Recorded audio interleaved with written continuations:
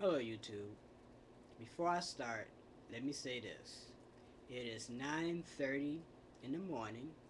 I'm usually sleep around 9:30 in the morning, but this is one of those rare opportunities where I'm actually awake and walking around and doing stuff. So I figured, since I'm a little bored as usual, I would do a video here on YouTube. Now this presents a little bit of a problem because the sunlight is coming through my window, so I have this weird like stream of light coming. It actually looks like it's coming from my nose, doesn't it? Anyway, I've been adjusting the lighting on this video for the last 10-20 minutes, and I'm sick of trying to adjust it. Every time I adjust it and I get everything right, the sun will still come through the cracks of my window and get this weird light effect. So I do apologize for that. I just do not feel like moving my webcam around for the next 10 minutes. Anyway, one of the things I want to do here on YouTube is to give you guys a series of videos on how I practice magic within the craft. When I first started practicing magic within the craft, I started working with stones and crystals. And in this video, I'm going to be talking about crystals. And I'm going to be talking about quartz crystals in particular. Now, when I get my crystals, one of the first things I want to do when I get my crystals is to cleanse my crystals. Now, there are a variety of ways on how to cleanse your crystal. One way to cleanse crystals is to take your crystal and to bury it in the earth for 3 days. And in doing that, it gets a lot of the stagnant energy out of the crystal so that you can work with a more pure form of energy when you start working with the crystal. Another way to cleanse your crystal when you get it is to take it and let it run under a clear running stream of water. And it's best to have it run under a clear natural stream of water.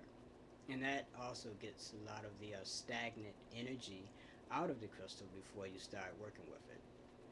Another way to cleanse your crystal is basically you take the crystal and you put it in sea salt and water. And the sea salt and water will cleanse the crystal. You can use sea salt and water, or you can just use sea salt in general. Just kind of take it, if you have a bunch of sea salt, just take it and just put it inside the sea salt and let it stay there for a couple of hours. And that's another good way on how to cleanse a crystal.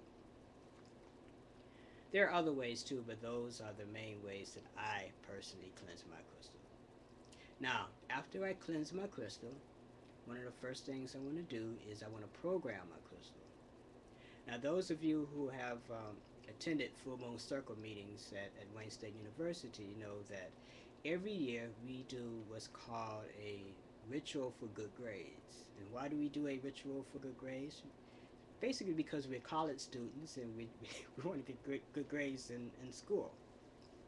And the way I look at it is, if you call yourself a witch or a magician or an occultist, and if you're in school, if you can't get good grades, doing your magic, then what's the point of doing magic if you can't do something for yourself? If you can't produce results in the real world. And that's something that I've always been really big on.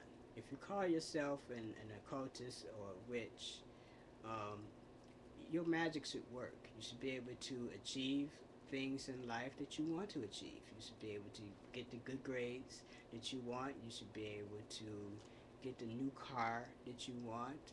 You should be able to go out and purchase the nice home that you want. And if you're not doing these things, then basically you're doing something wrong. That's the way I look at it. Anyway, getting back to crystals. When I get my crystal and when it's cleansed, what I do is I take the crystal, I hold it up to my third eye, and I program it. And basically the way you program it is, whatever it is that you're trying to accomplish, you put your will into that crystal and you concentrate and you transfer that thought energy into the crystal. So say if I was doing a ritual for good grades, and if I needed to have the ability to study for hours on end without getting distracted, without running to the TV and turning on MTV or something. One of the things I need to do is to concentrate and put that energy, that what you would call that stamina of just sitting down in one place and studying for hours on end, non-stop. You want to put that energy into the crystal. And then, after you put that energy in the crystal, if it's a small crystal that you can wear, you take that crystal and you wear it around your neck. And usually, if you wear it around your heart chakra, it'll magnify whatever intention it is that you put into it. If it's a big crystal like this, one of the things that you can do is you can let it sit on your nightstand while you sleep, and that'll also, the energy from the crystal will also help you and retain some of that energy for the next day when you have to take your big exam or this, that, and other. Now, some of you watching this video will say, well, I don't know if all this stuff is real and this, that, and other. Well, let me tell you this little story. One night, I was asleep and I had one of my quartz crystals on. It was one of my favorite ones. It was actually one that you could wear. It was about this big. And I was sleeping, and there was a thunderstorm that was going on outside. And every time the lightning would strike, something would happen to the crystal. It wouldn't light up, but I could feel the energy from that lightning storm going into the crystal. And this is something that I was not imagining, and it was just something that was totally unexpected because I forgot I had the crystal on. But every time the lightning would strike, something was happening within that crystal. So that was proof enough to me that, hey, there is something to this. Now, I don't know how to explain it scientifically, and I don't know if any scientists know how to explain it scientifically yet.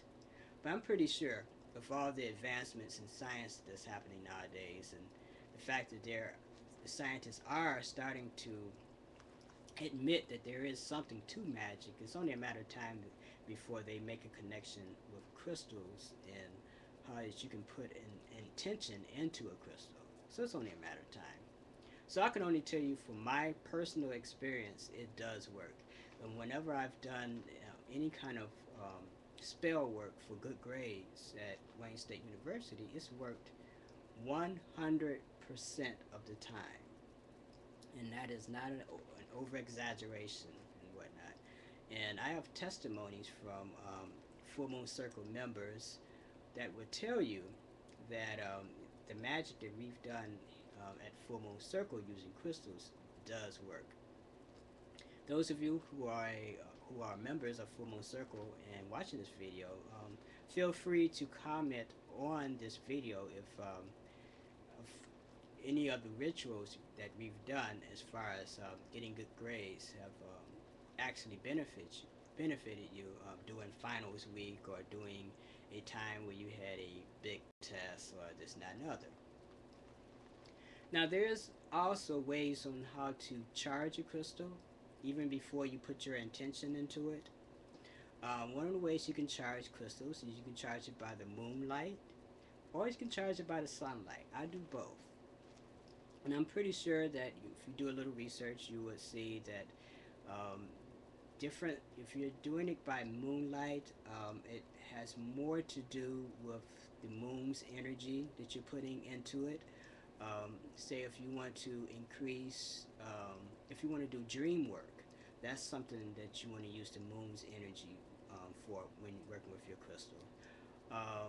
If you want to increase your psychic ability, you want to work with the moon. If you want to do something that is more geared toward your will, say getting good grades or something along those lines, you can charge it with sunlight. The most important thing is that you want to charge your crystal along with programming your crystal.